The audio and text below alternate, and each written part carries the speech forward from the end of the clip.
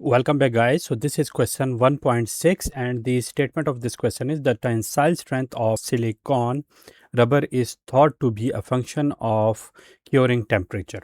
A study was carried out in which samples of 12 specimens of the rubber were prepared using curing temperature of 20 degrees centigrade and 45 degrees centigrade. The data below show the tensile strength values in mega pascals. Okay, so this is at 20 degrees centigrade, the value of the tensile strength. Okay, so these are basically the 12 values, and on the 45 degrees centigrade the values are given here. Okay, so on the basis of this data we have to show a dot plot of the data with both low and high temperature tensile strength values. Okay, this is part A. In part B, compute sample mean tensile strength for both samples. See, does it appear as if curing temperature has an influence on the tensile strength? Because we have this 20 degrees centigrade, on it we have some tensile strength, and then the 45 degrees centigrade as well, and the tensile strength changes or not. Okay, so comparing them both is the objective of part C, and showing the comments which verify the findings of this study. And D is, does anything else appear to be influenced by an increase in curing temperature? We have to explain it. Okay, so one method is what we have previously done. We have to draw this. Here we will have one limit, the other limit, and plotting the 20 degrees centigrade with this circle. This is for 20 degrees centigrade, and this cross for 45 degrees centigrade. Okay, so these are basically the two types of values which we have to plot here. So instead of solving it manually, what I have done is I have prepared a presentation which I am going to show you. So this is what we have to do. Okay, so here, so silicone rubber versus curing temperature Walpole problem. So this is at this temperature 20 degrees centigrade, 45 degrees centigrade, and on it we have to plot, we have to see the experimental results of this study. Okay, so does heat change the strength or not? Let's take a look. Okay, so this is what, this is the plot. Here in 20 degrees centigrade, you can see that these are all the plots. Okay, you can see this is 2.02, 2.03, and all of these plots. On 45 degrees centigrade, so you can see that this is one, these are the other ones. So you can see that these are the lower ones are for the 45 degrees centigrade. So it has some dispersion, while this data has another dispersion, and you can see that the data has dispersed a lot. Okay, this is the same line, and we have plotted the data on this line, and this is what we have. You can start it from 1.95 and go up to 2.55, and you will see the dispersion of the data and all the information which you want.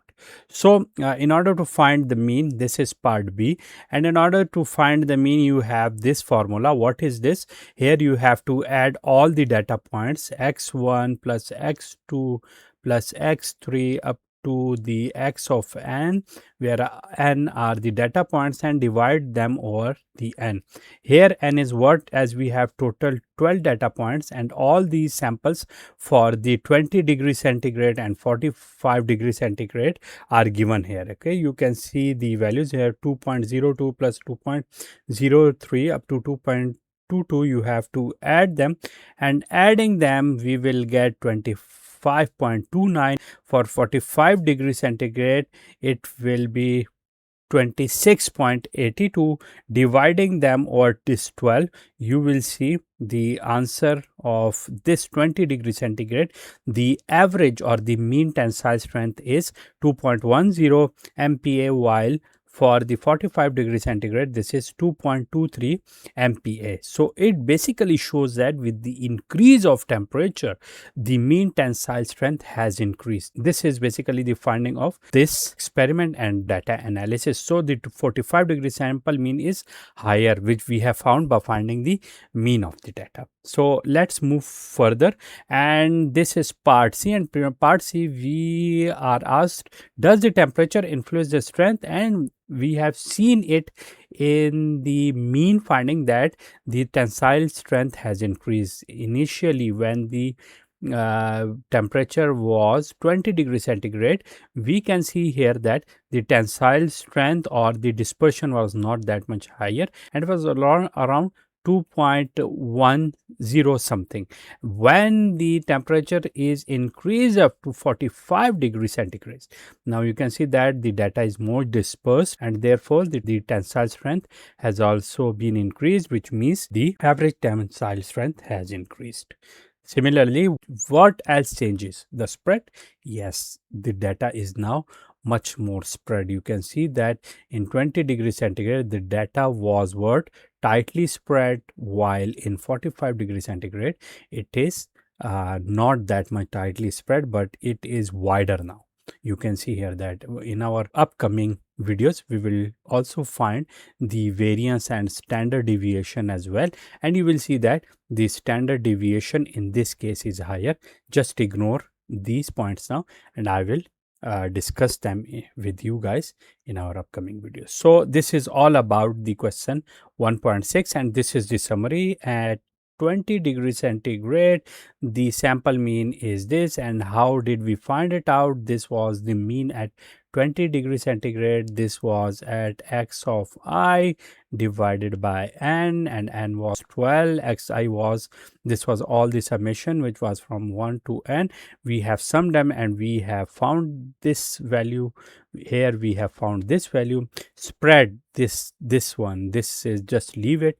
And consistency, this was more consistent and tightly bounded together. Here the spread was void and very unpredictable. This is what we will also discuss when we will discuss this as well. Okay, so what was basically the result? Hotter cure stronger on average, but 3 times more variable. Okay, so increasing the temperature will make it stronger but variable as well. Okay, so that's what, that is basically the solution of this question, and we have solved this one, this one, this one, and this one as well.